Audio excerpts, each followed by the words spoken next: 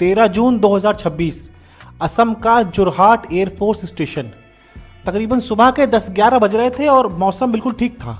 तभी एकाएक air force station के आसमान में काले बादल छा जाते हैं और एक ज़ोरदार धमाका होता है और एयरफोर्स का एक प्लेन जो कि लैंडिंग करने ही वाला था वो क्रैश कर जाता है।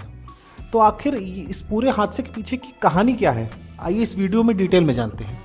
मीडिया रिपोर्ट्स के अकॉर्डिंग अरुणाचल प्रदेश से ये प्लेन चला था। AN-32 ट्रांसपोर्ट एयरक्राफ्ट था ये, और ये जोरहाट एयरफोर्स स्टेशन पर जा रहा था। तो लैंडिंग से थोड़ी दूर पे, मतलब बिल्कुल लैंडिंग जब करने ही वाला था तभी रनवे से थोड़ा सा ही शिफ्ट हो जाता है और रनवे पर नहीं उतर पाता है, जिसकी वजह से प्लेन पर इम्पैक्ट आता है और प्लेन वहीं पे क्रैश कर जाता है।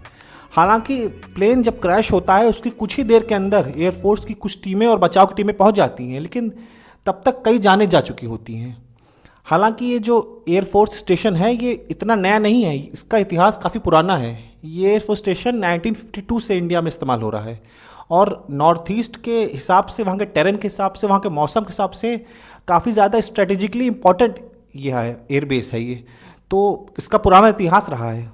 नॉर्थ ईस्ट के जो पहाड़ी इलाके हैं और जो वहाँ की जो मुश्किल टेरेन है, वहाँ पर जब बड़े प्लेन जो हैं वो नहीं उतर पाते हैं, वहाँ पर AN-32 का ये प्लेन जो है ये उतर सकता है। इस प्लेन के बारे में अगर हम लोग देखें तो ये प्लेन जो है वो सोवियत के समय का प्लेन है। तकरीबन 6 से 7 टन के आसपास का ये जो वज़न लेके चल सकता है और लगभग 40 से 50 जवानों को एक बार में ये लेके चला जाता है। एयरफोर्स में ये प्लेन अपनी सेवा बहुत साल से दे रहा है, 1980 से दे रहा है, लगभग 40-45 साल से ये सेवा दे रहा है अपना। हालांकि AN-32 के साथ ये पहला हादसा नहीं है, ऐसे हादसे पहले भी हो चुके हैं। जुलाई 2016 में AN-32 का ये प्लेन बे ऑफ बंगाल के ऊपर जा रहा था। ये प्लेन चेन्नई से पोर्ट ब्लेयर जा रहा था, तो बे ऑफ बंगाल के ऊपर एकाएक ये प्लेन लापता हो जाता है। इस हादसे में बाद में 29 लोग मारे जाते हैं जितने प्लेन में थे। ऐसा ही हादसा एक 2019 में भी हुआ था, AN-32 का ही प्लेन था, वो भी जून 2019 में वो प्लेन हादसा हुआ और उसमें भी 13 लोग मारे गए। तो हालांकि इस प्लेन के साथ ये पहला हादसा नहीं, ऐसे कई हादसे पहले भी हो चुके हैं। 1980s के समय में इंडिया ने ऐसे तकरीबन 125 प्लेन सोवियत यूनियन से लिए थे। इस वक्त तकरीबन 100 के आसपास प्लेन ऐसे फंक्शनल हैं जो अभी भी इस्तेमाल कर रही है एयरफोर्स। हालांकि इस पूरे हादसे के बाद इंडियन एयरफोर्स ने कोर्ट ऑफ इंक्वायरी के आदेश दिए हैं, जिससे इस पूरे हादसे के पीछे जांच होगी और पता चलेगा कि आखिर वो क्या कारण थे जिसकी वजह से हादसा हुआ, और आगे ऐसा हादसा ना हो, इससे हम लोग प्रिवेंट कर सकते हैं इसको।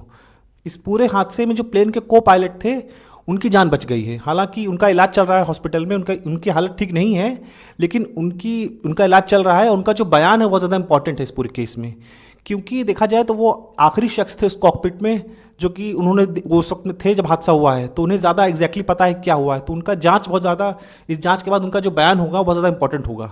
हालांकि इस पूरे हादसे की सबसे ज़्यादा अफसोसनाक, सबसे ज़्यादा खराब बात यह है कि इस पूरे हादसे में हमारे देश के 5 जवान शहीद हो गए।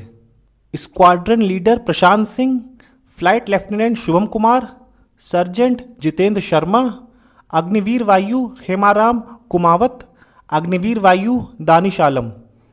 ये 5 जवान हैं जिन्होंने इस हादसे में अपनी शहादत दी, जो इस हादसे में शहीद हुए हैं। हालांकि इनके परिवार के पे क्या इस वक्त बीत रही है, कितना दुखों का पहाड़ टूटा है, इसका अंदाज़ा कोई नहीं लगा सकता है। और कोई भी चीज़ जो इनका लॉस हुआ इनकी फैमिली का, उसका कोई भी भरपाई नहीं कर सकता है। डिफेंस मिनिस्टर राजनाथ सिंह जी ने एयरफोर्स के साथ अपनी संवेदनाएं व्यक्त की हैं इन परिवारों के साथ। हालांकि जांच हो और आगे ऐसा कुछ ना हो ये उम्मीद की जा सकती है, हम उम्मीद कर रहा हूं मैं। देखिए, मिलिट्री फ्लाइंग में रिस्क तो हमेशा से बना रहा है। उसके बावजूद जो हमारे देश के जवान हैं, ये लोग लगातार ऐसी प्रैक्टिसेस, ऐसे मिशंस, ऐसी टेस्टिंग्स, प्लेन्स की चीज़ें चलती रहती हैं, करते रहते हैं। अपनी जान को हमेशा खतरे में डालते हैं हमारे देश को प्रोटेक्ट करने के लिए। तो ये उम्मीद है कि जांच अच्छे से हो और रीज़न समझ में आए, सामने आए कि रीजंस क्या थे जिसकी वजह से ये हादसा हुआ, और आगे ऐसे हादसे ना हो, ताकि हमारे जवान हैं उन्हें जान ना गंवानी पड़े अपनी। इस पूरे हादसे को, इस पूरे इंसिडेंट के बारे में आपकी क्या राय है, आप कमेंट ज़रूर बताइएगा। बाकी ऐसी वीडियोज़ के लिए सब्सक्राइब, लाइक, शेयर कीजिए। धन्यवाद।